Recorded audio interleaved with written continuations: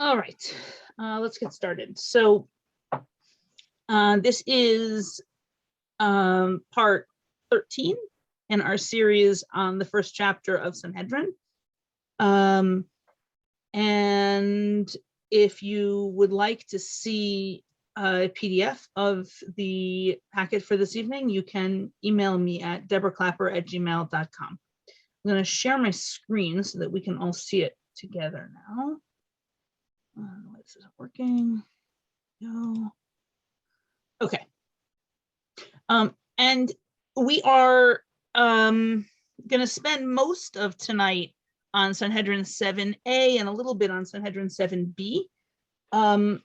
We are continuing from the various discussions that we were in last time, and sort of like last time, different parts of tonight are going to be continuing different parts of the previous conversations, and we'll just try to connect up the threads to what they connect with in the past.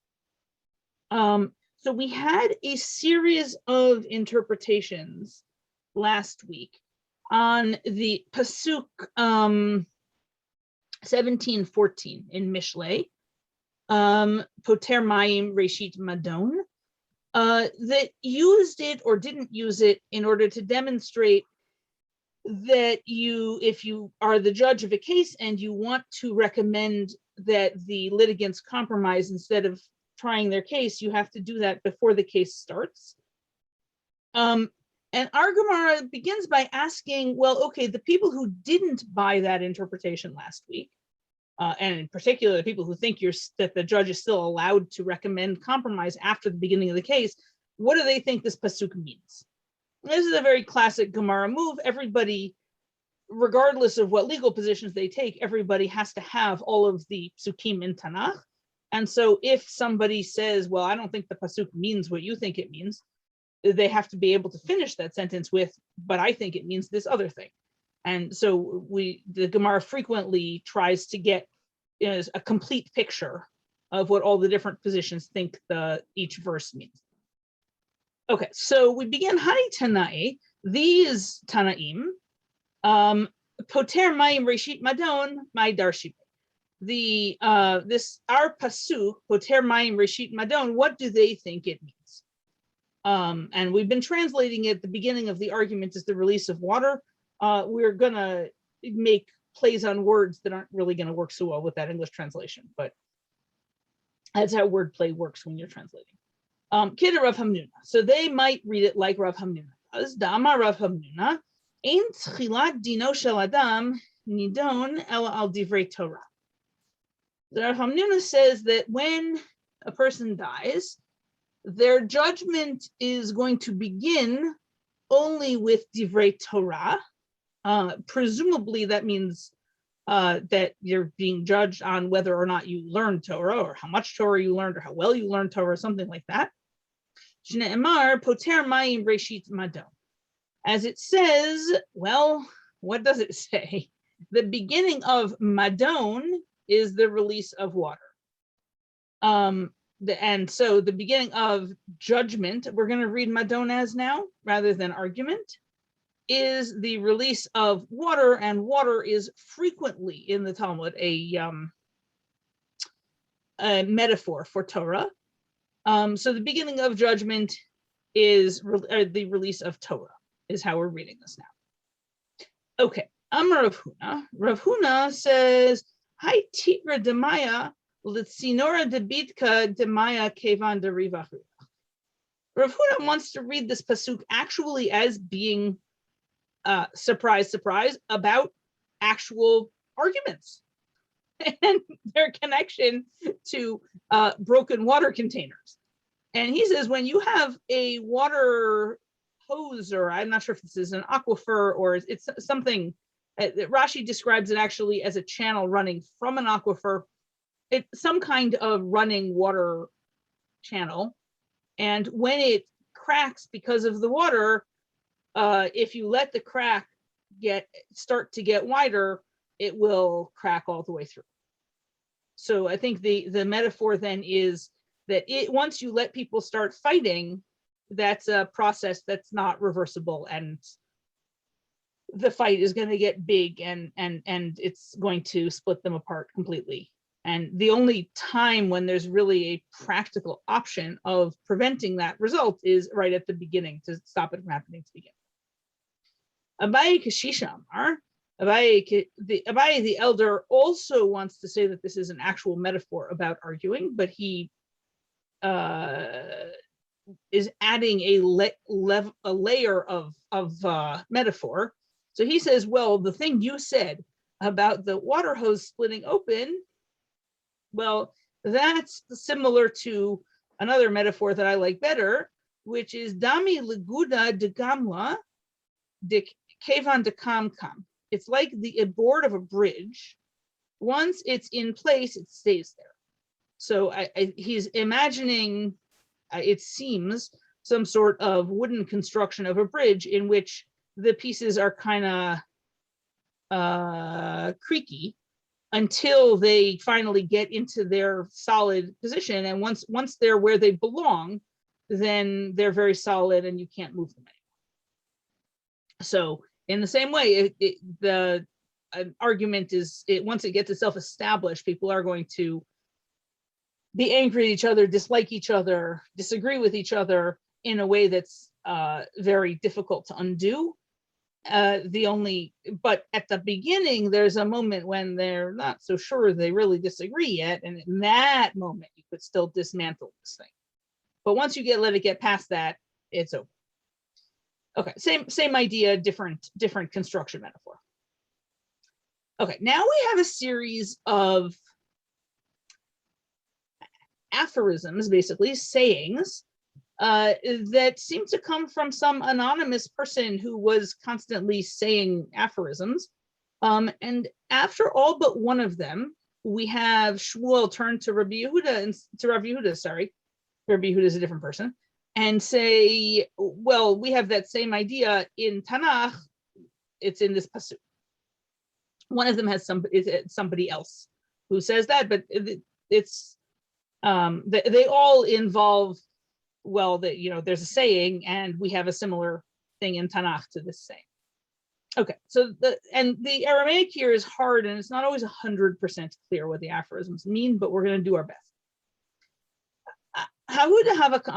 So somebody used to say, Tuve deshama v'adish chalfuha bishte mea. Somebody who hears and is quiet, and it seems like he hears something bad about himself, although that doesn't actually say that.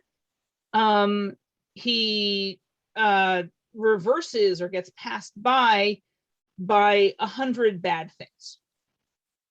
Meaning, if you ignore it when if people say bad things about you, then you avoid even worse things happening. It seems to be the idea here. Amrli Shmuel Rav Yehuda. Shmuel said to Rav Yehuda, Kraktiv, Poter Mayim Reshit Madon, Resh Me'adin. And this seems to be why this series of aphorisms is here on this page, is that the first one, the parallel pasuk that seems to have a similar idea, is our pasuk that we were just interpreting, the pasuk from Mishlei. So he says that's just like our pasuk. The release of water is the beginning of Madon. So, except it seems like that we're reading Poter Mayim, release of water, as like ignoring the water as it goes by, is the beginning of, and now we seem to be reading Madon as Me'adin, which, if you ignore the grammar a little bit, is 100 lawsuits. Okay, there was the potential for 100 lawsuits here. You ignored them, so now you don't get sued 100 times. It's not the greatest parallel in the universe, but as I said, I think this is the hook that brings these aphorisms onto this page, is that it's the same person. Then again, this guy used to say, Atar titzlat gan velo mikta. He used to say that for 2 or 3, the thief doesn't get killed. Now, in our world, we wouldn't consider having a death penalty for theft anyway, but supposing that you had one, it seems that even in their culture, you wouldn't consider putting someone to death for the first or second or even third theft. I guess they haven't heard of 3 strikes and you're out.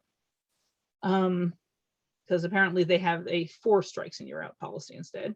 In any case, Amar le Shmuel Rav Yehuda, Shmuel said to Rav Yehuda, Prakti, that we have the same idea in this pasuk. In Amos, Ko Amar Hashem al Shlosha Pishe Yisrael ve'al Arba'a lo ashivek. All right, and Amos says, this God said this for 3 sins of Israel, for 4, I won't punish them. All right, or more likely, it's a question: for 3 sins, or even for 4 sins, will I really not punish them? But there does seem to be a boundary point before which God's like, yeah, okay, whatever. 1 sin, 2 sins, maybe even 3 sins. Nah, that's not worth dealing with. And then he's like, wait a minute, for 4 sins, I'm not going to punish you? It does seem to be a similar idea. Ahuda hava ka'amar vaz. So now another thing that he used to say, Shev biri l'shalmana v'chada la'avid bish. There are 7 pits for the peaceful person, and it seems to assume that there are 7 pits for him, but he'd still have fall into them. And only 1 for the evildoer, and the assumption here seems to be that he does fall in. But like all aphorisms and like all poetry, you have to kind of know what people meant in order to make any sense of it. So we're just sort of trusting the commentaries here because the sentences are not complete. So Amar le Shmuel or Rav Yehuda, Shmuel said to Rav Yehuda, we have that same idea in this pasuk. Praktiv, ki sheva yipol tzadik v'kam. And then you'll notice that the end of the sentence is v'rasha yipol ba'achat. That is actually not the end of the pasuk. Those words actually, as far as I can tell, don't exist in Mishlei. They're kind of a summary of several other psukim nearby. But the actual words don't exist, which is probably why someone took them out of the manuscript, which is why they're in parentheses. In any case, so the pasuk that is there is because a tzaddik will fall 7 times and still get up.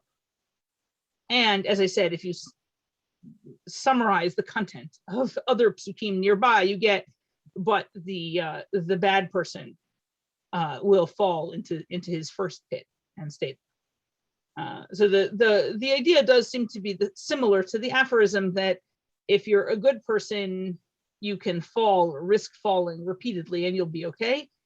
But if you're a bad person, then the very first fall is going to take you down.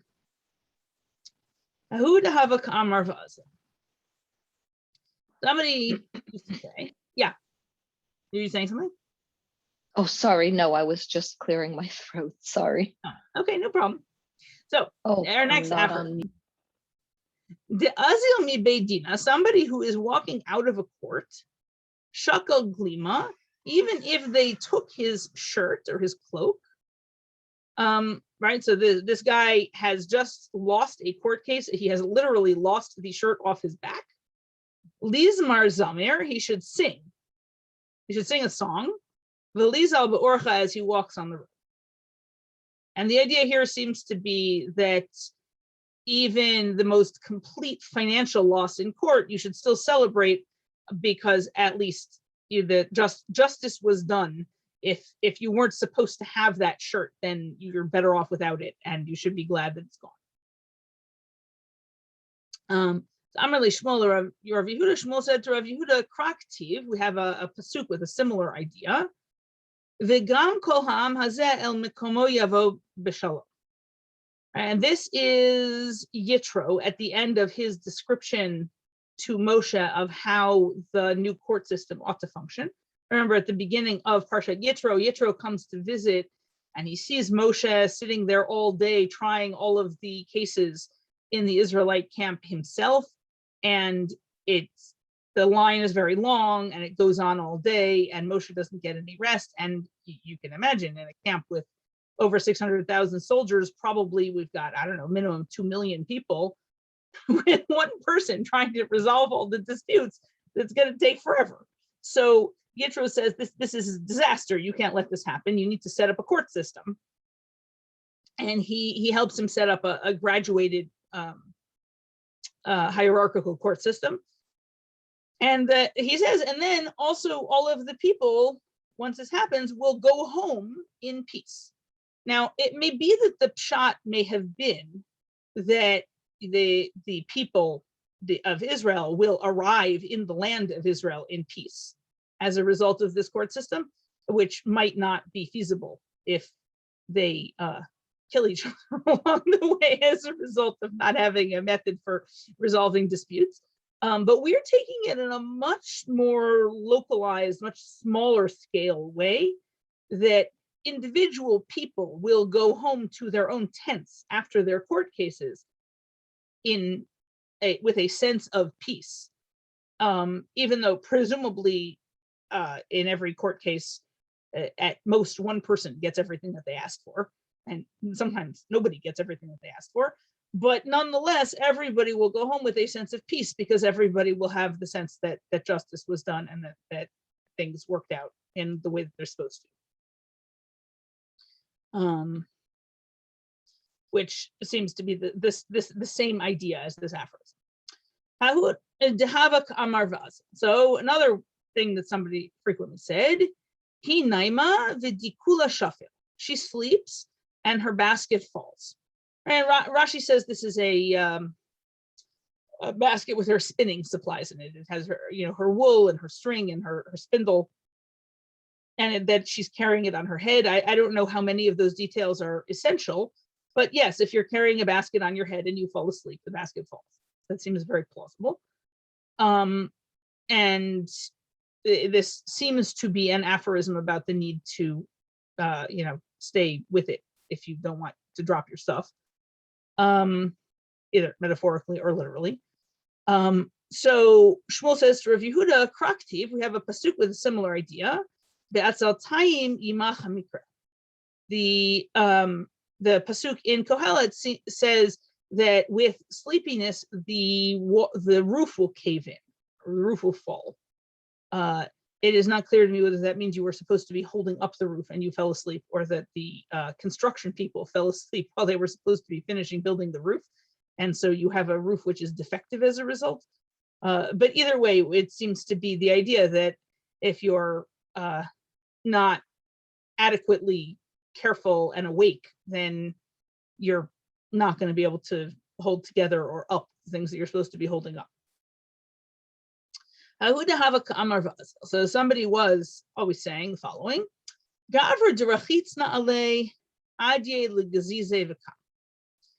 the man who I always relied on has lifted up his fist against me, which seems to be a don't rely on people because they might turn on you kind of thing.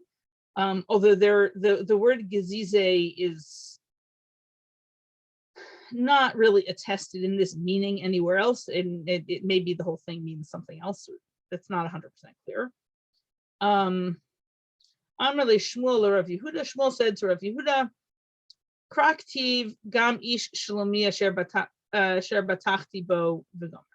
So the Shmuel said to Rav Yehuda that there's a similar pasuk in Tehillim, and here we don't actually have the whole pasuk. We don't even really have a part that we need here. So let's look this up. We're in Tehillim 41:10.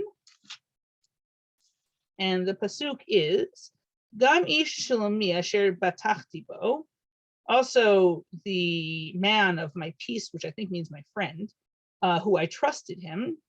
Ochel lachmi, the one who ate my food. Higdil alai akev, he has kicked me with his heel.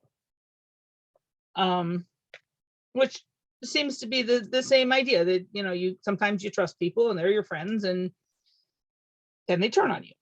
That's a thing. Not a cheerful thing, but it's a thing. So now we have another aphorism. Ki rachimtin hava aziza. Aputia disafsira shechiva. When our love was strong, we could lie on a bed that was the width of a sword. And even if you assume this is the broad side of the sword, that's still very narrow. I imagine it's an exaggeration. Now that our love is not strong, Puria Barshitin Garmidi Losagilan. A bed that is 60 cubits wide is not big enough. A cubit's about 1.5 feet. That is a bed considerably larger than my house. So again, I think it's an exaggeration to make a point, but if people like each other, then they can be very happy in a very small space. If people do not like each other, then there is no space large enough that they will be happy sharing it. Seems to be the idea. And now we are done with Shmuel talking to Rav Yehuda, and we have Rav Huna popping in instead. Rav Huna says, we can get this idea from Tanakh, but it's going to take multiple psukim to get there. First, it says in Shmot, "V'no'adati lecha sham v'dibarti itcha me'al hakaporet." Right, God says to Moshe when they're talking, he's talking about the Aron when he's first commanding it. He says, "I'm going to meet you there at the Aron, and I'm going to speak to you from above the kaporet." The kaporet is the lid that sits on top of the Aron. Vitanya, and of course, you might want to know how big is the Aron that where God and Moshe apparently are going to meet. Aron Tisha v'kaporet tefach harei kanasara. The Aron is 9 tefachim high. The kaporet is another tefach. So the whole thing is 10 handbreadths high. And the length and width are not exactly the same as the height, but it's a relatively proportionate box. The whole thing is not especially large. A few feet in each direction. Okay, uchtiv. And then it says later in Malachim Aleph. Now this is where when Shlomo is just building the Beit HaMikdash, the first Beit HaMikdash. The Habayit Asher Bana HaMelech Shlomo Hashem, the temple that Shlomo HaMelech built for Hashem. Shishim Ama Urko, it's 60 amot long. The Esrim Rachbo, and it's 20 amot wide. Shloshim Ama Komato, and it's 30 amot high. So an Ama is just to be able to convert these units back and forth. An Ama is about 1.5 feet. A tefach is about 3 inches. So this temple is many, many times the size of the Aron. And so we start out with God and Moshe meeting in this itty little space.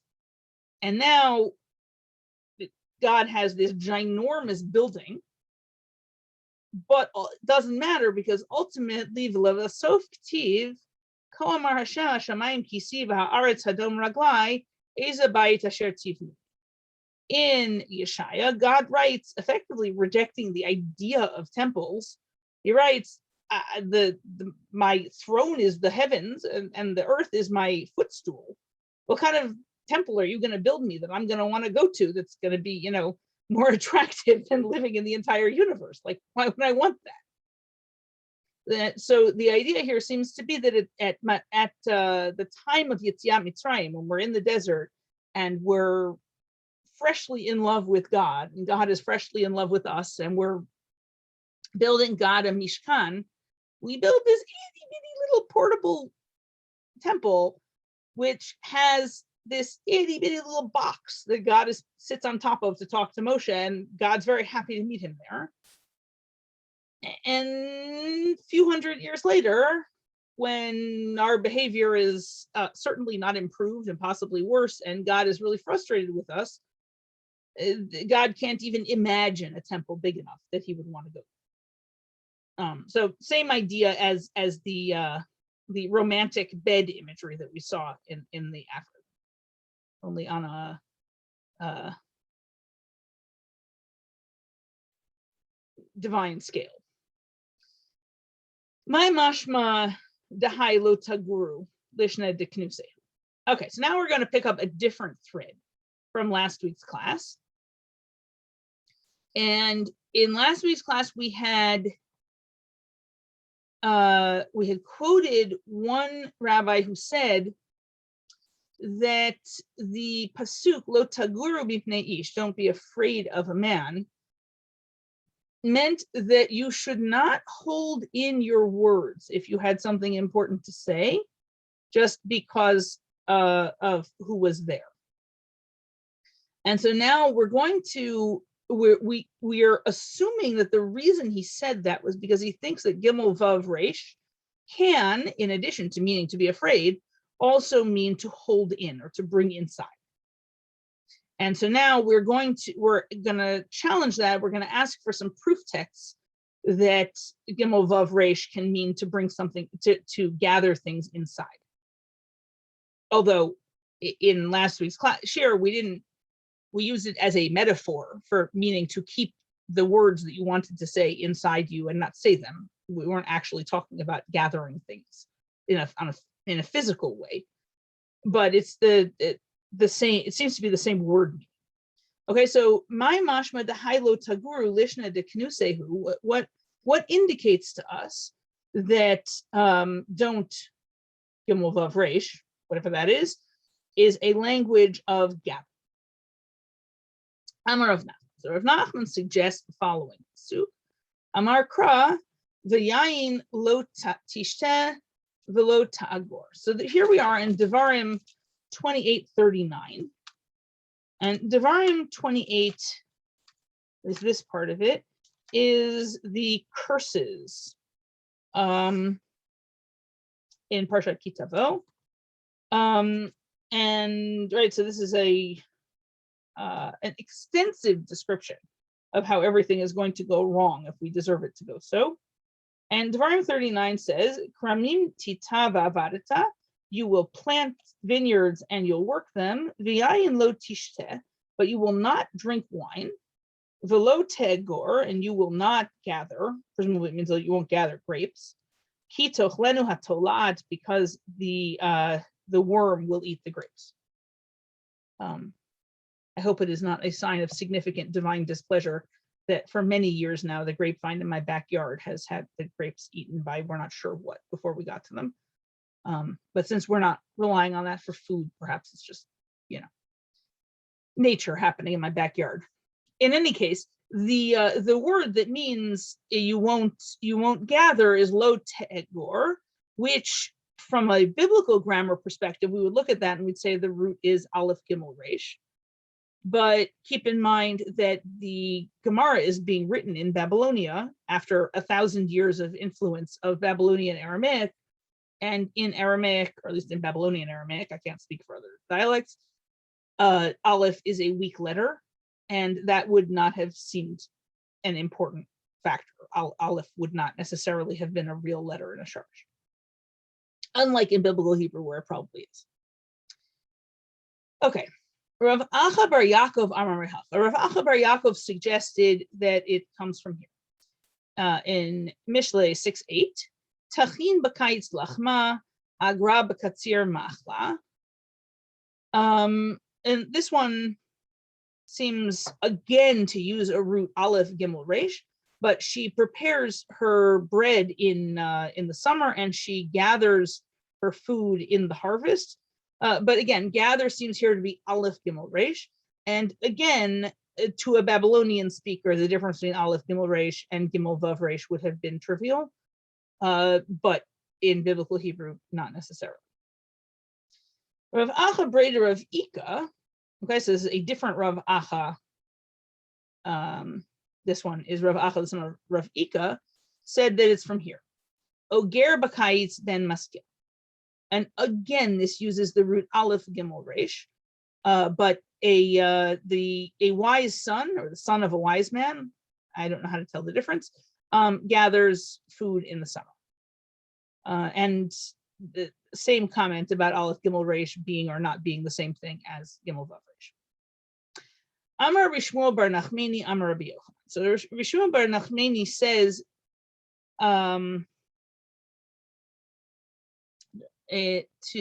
that Rabbi Yonatan says, and now we are moving now to a different thread. This one I think might be from 2 weeks ago, about the comportment of judges at trial and how a judge should feel about what they're doing when they're judging. This is, I think, not directly connected to the meaning of the Shorish Gimel Vav Resh, but they do pick up from similar threads about how important it is to judge honestly, no matter who it is that's in front of you, and how you shouldn't be afraid of the litigants. And that, in that sense, they were sort of part of the same thread. So Rabbi Shmuel Bar Nachmani says in the name of Rabbi Yonatan, Kol dayan shedan din emet lamito, any judge who judges a true judgment to its truthiness. Right, I shortened that a little in my English. Mashresh Shechina b'Yisrael. He causes the Shechina to dwell in Israel. And it important to keep in mind that talking about something happening in Israel in any document that's more than about 150 years old is going to mean among the Jewish people. In Israel did not mean in the location of the land of Israel until relatively recently in Hebrew.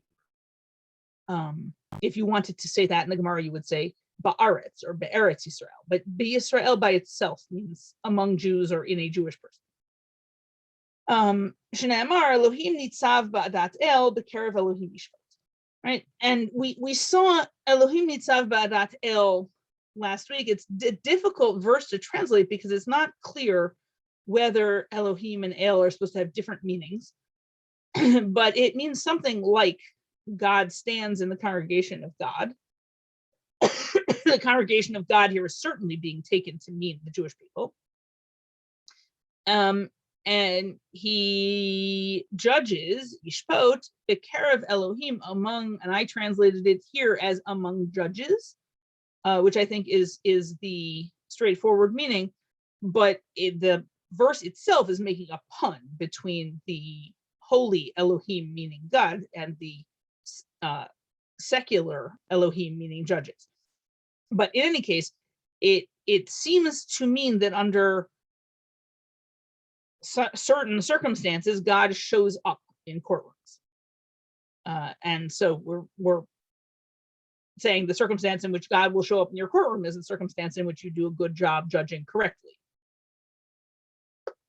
And any judge who does not judge a true judgment to its truthfulness, Gorem l'shchina shetistalek m'Yisrael. They cause the Shechina to leave Israel. Shne'amar mishod aniyim mankat evyonim ata akum yomar Hashem. The pasuk says, from the oppression of the poor and the groaning of the impoverished, now I will get up, says God. Right? When God sees that the poor and are being oppressed, God says, I'm out of here. I don't want to be part of this anymore. And we're taking that to mean by oppressed that, they were supposed to win the court case, and I guess you judged it wrong, and now they lost, and they call on God for help, and God says, I'm out of here. Okay. Amar Bishmuel Bar Nachmani, Amar Rabbi Yonatan. So these are the same people talking that were in the last quote. Kol dayan shenotel mizev notain lezeh shelo kedin.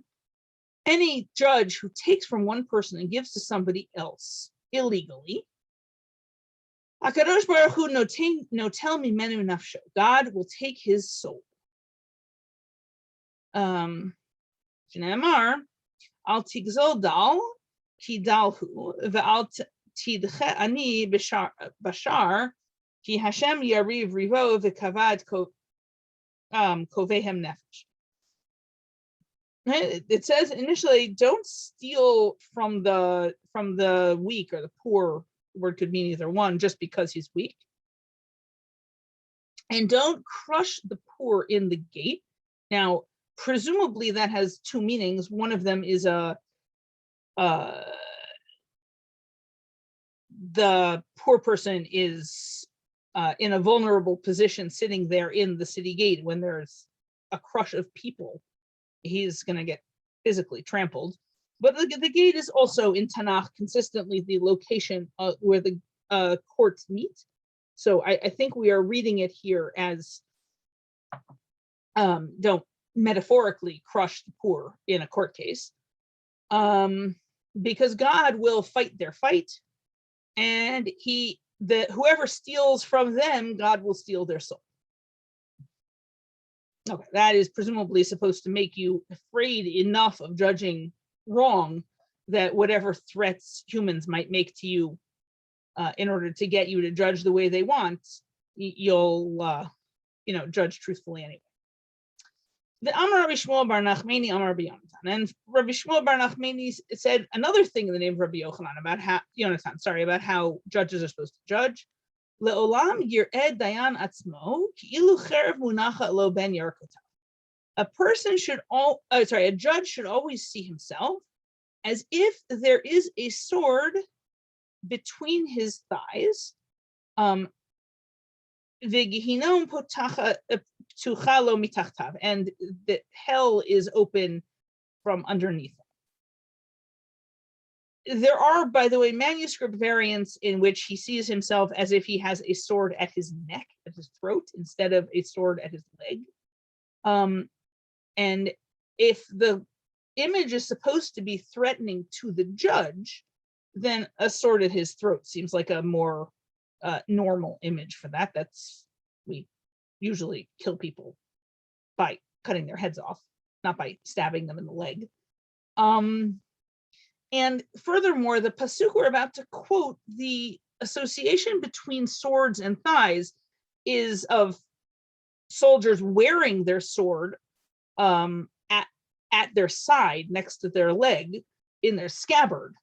So I think it would be better to read this image not as the sword being threatening to the judge, but as the sword being the judge's intellectual weapon that he should be prepared to use, and it's there on his lap, ready for him to use it, and he'd better see himself as having it available and ready to use it. The threat is coming from the second half, but Gehinom is open underneath him, right? If you don't use your brain and resolve this case the way it's supposed to be resolved, right? There's a trap door straight to hell in the floor of the courtroom. That threat is certainly there, but I think it's better to read the sword as the weapon with which the judge is supposed to be fighting the battle for truth, rather than something which is threatening him personally. And because it says Shneimar, was this pasuk from Shir Hashirim, Hinei mitato shel Shlomo, the bed that belongs to Shlomo, Shishim Giburim Saviv. There are 60 heroes, heroic soldiers surrounding it. Migibure Yisrael, from the heroes of Israel. Kulam achuzei cherev, all of them are holding swords. Milumdei milchama, they're all learned in war. Ish charbo al yerecho, each man has his sword on his thigh. Mipachad balelot, because of fear at night. So the image here seems to be, and Rashi says that all of the military imagery is meant to be about the what Rashi calls as a fairly normal term, milchamta shel Torah, right? The intellectual battle to get to the truth of Torah. And so what you have Shlomo's bed, which I guess it is supposed to here represent the Shekhinah, and it is surrounded by, being defended by the heroes of Torah study, who are using their very best Torah study weapons to defend the truth from the fears that lurk in the dark, which presumably have something to do with not untruth.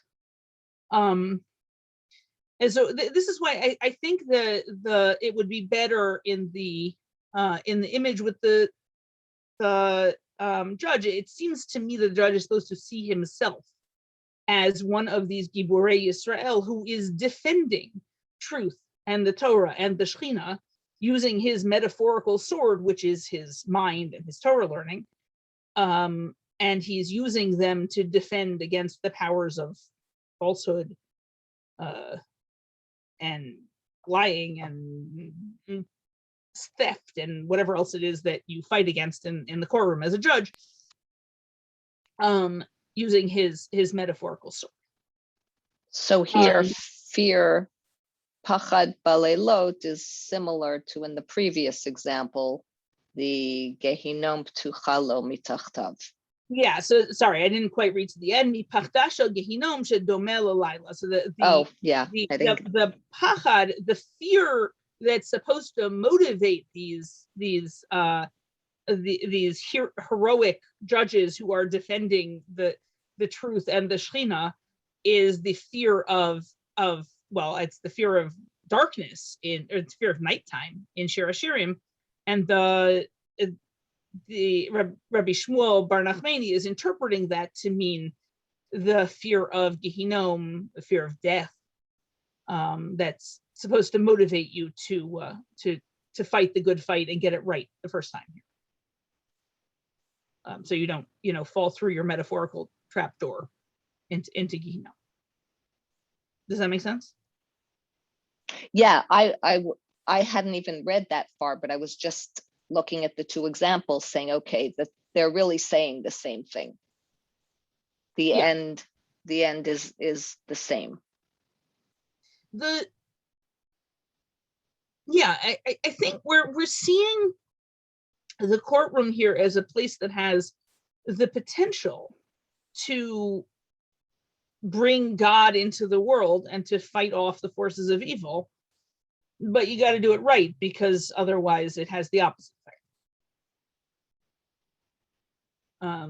And it sounds awfully lonely and frightening to be a judge in Rabbi Shmuel Bar Nachmani's universe. Yeah. But presumably fulfilling if you do it well. Okay, that is the end of what I had prepared for this evening. Are there questions?